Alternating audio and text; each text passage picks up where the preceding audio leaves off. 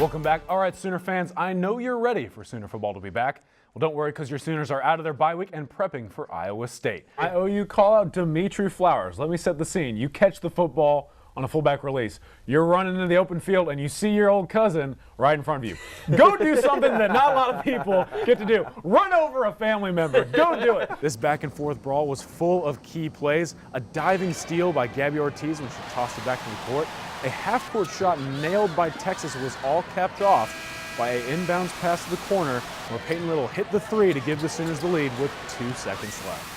I definitely agree with you. On the defensive side, for me, it's creating turnovers. Kenny Hill has been having a very good season so far this year, but we know in the past he's pretty turnover prone. Some more good news. Not only is the bye week over, but so is your wait for your favorite segment. Here comes Top Play Tuesday, where we break down the best plays in sports. This one comes from the Florida Gators. Of Felipe Franks is going to play action fake, look to his right, has his pass tipped and snagged by Freddie Swain. One-handed grab. My goodness, does he do yoga? Because that is a stretch. Check this one out.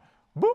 And, oh, hand-eye coordination right there. That's about how you do it. One heck of a snag, and the Gators have been lucky all year long. That's just another example, guys.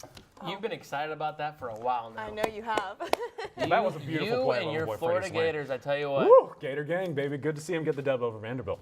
Mr. Trey Sermon, the young freshman out of Georgia, I love what he did in Ohio State. Love what he did. But then Abdul Adams and Marcellus Sutton had a pretty big game last week. Well, now this young man has to go out and prove that he earned that #1 running back spot when he had that awesome performance in that big stage in Columbus. Go out there, start a Big 12 play, and establish yourself as the go-to guy at the running back position because you have all the tools. You are the most complete back on the roster, in my opinion. Just go out there and prove it today. Thanks, guys. Right now, the major storyline in the National Football League is not what's happening within the games, but rather before, as players are kneeling for the national anthem and responding to what President Trump said in a rally, calling them, quote, SOBs, and asking for them to be fired. I talked with Stephen Parker a lot today, and he is very excited about the progression of this defense. Right. The College Football Playoff Committee is one of the most powerful and intriguing groups of people in all of sports. So why did they invite 12 college students here to Grapevine, Texas, to participate in a mock selection? The answer is real simple: to show how the process works and to inform about the challenges the committee faces. The committee's got no guts. The committee's got no guts. All they basically do is look at records. Alabama's undefeated, they're 1. And then let's take the 4 1-loss teams, 2, 3, 4, 5. And let's take the 2-loss teams, 6, 7, 8, 9, 10. Most fans would believe that the members of the College Football Playoff Committee have heard it all. That maybe no sports-related group has faced more backlash from fans than the 13 members who comprise it. But hold on. We knew there was BCS fatigue, and I was, as the director of the BCS, I was kind of on the point to receive all that. So nobody saw it any more than I did, that the fans just wanted more. They wanted a bracket.